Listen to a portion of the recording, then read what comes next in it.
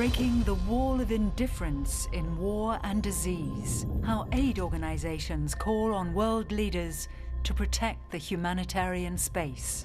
Joanne Liu, Médecins Sans Frontières, Geneva. On the 9th of November 1989, I was in med school in Montreal. Good afternoon. Today what I'm going to talk about is, although all the speakers are talking about breaking the walls, I guess what I'm going to talk to you about, it's about building what I call a firewall for safeguarding the humanitarian medical space around hospital.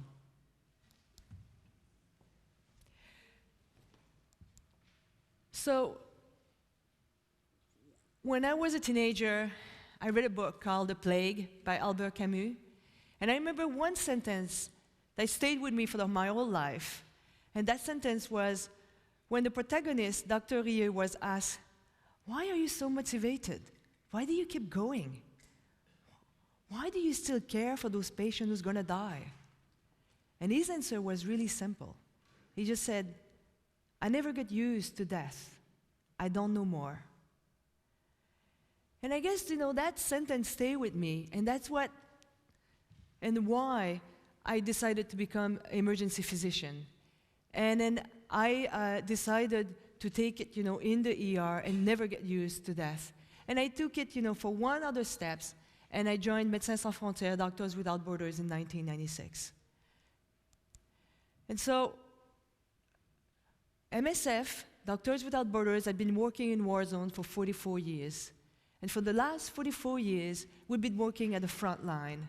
Today, we work in 63 countries, and more than 53% of where we are working, it's in armed conflict. 30% is in what we call the after conflict, and the rest is more in epidemic and then fighting some diseases. So we know and we learn how to work at the front line. And so we know that there are rules. There are rules in the wartime.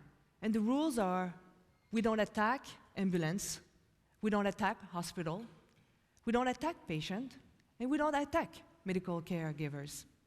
That's the basic rules. It was upholded with the Geneva Convention, but I think we have all the common understanding that this is a neutral, independent space that needs to be protected. When we work at the front line, we welcome everyone. The war stops at the door of our hospital. We treat everybody. We treat children, we treat mothers, we treat fathers, we treat wounded combatants, and it is not a crime. A doctor cannot be punished in a war zone for treating wounded combatants. And then for the last 44 years, we've been negotiating. We've been negotiating to be able to work at the front line, to be able to bring healthcare access to the civilian population, to bring healthcare access to the wounded. That's what we've been doing. It's not easy. We work on both sides. And we have created a space, a humanitarian medical space, that is neutral and partial and independent. And so, I would like to bring you back to Kunduz in Afghanistan. And I was there in February and March this year. And then I did war rounds with my team. And there were 13 surgeons and intensivists who were working there. And I used to call it the jewel of northeastern Afghanistan.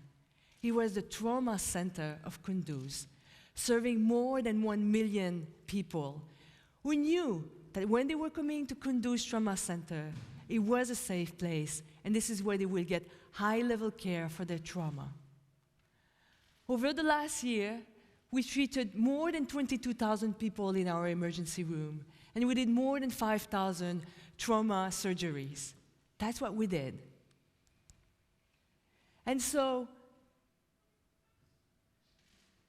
in the night of October 3rd, in the very, very early hours, at 2 o'clock, everybody knew where was our trauma center. And then you can see the top circle is the GPS, in the middle is the GPS coordinate, and you see on the top circle our hospital.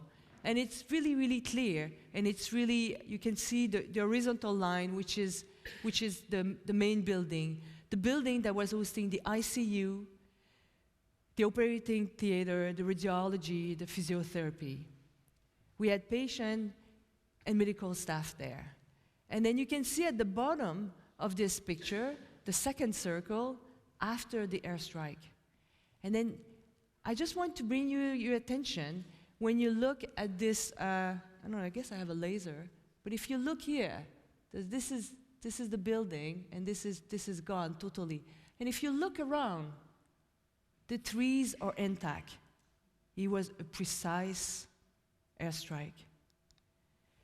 And then, for more than 1 hour, there were 5 airstrikes. They were precise, and they destroyed this main building. We lost 30 people, 13 of our patients, 13 of our medical staff, 10 of our patients, and there are still 7 bodies that are not identifiable.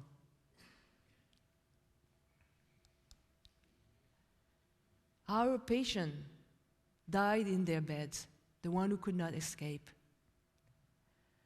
We tried to save the life of some of our colleagues. We've created a makeshift operating theater on a desk office. We didn't save the life of our colleague. 3 children died. But we managed to work in other zones. And today in Yemen, in Aden, this is what happened when we are able to work. Safeguarding the space of the humanitarian medical space in a war zone. It's a difference between life and death at the front line. But as well, in October 26, indiscriminate airstrike has bombed one of our hospitals in Aden in Yemen. As well, it happens as well in Syria. And recently, over the last month, in October, 12 hospitals were bombed. 6 of them were hospitals that were supported by Médecins Sans Frontières, Doctors Without Borders. It happens as well. Last summer, in Gaza, in Shifa, the hospital was bombed, a place where we've been working for years. It happens as well in Sudan, where we've been working for more than decades. Our patient got shot last year in their own beds, in their hospital beds.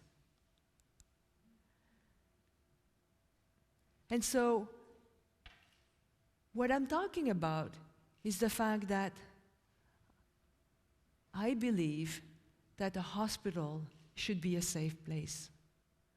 I believe that when we are struggling for our life, when we are trying to stay alive, this is the last island, the last patch of humanity that we have in the chaos of war zones. And if we don't safeguard that, it's going to be total anarchy.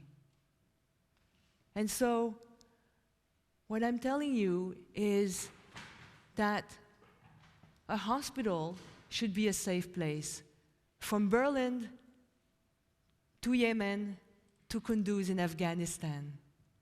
And my plea to you is to join me to just say, hospital must not be bombed. Thank you.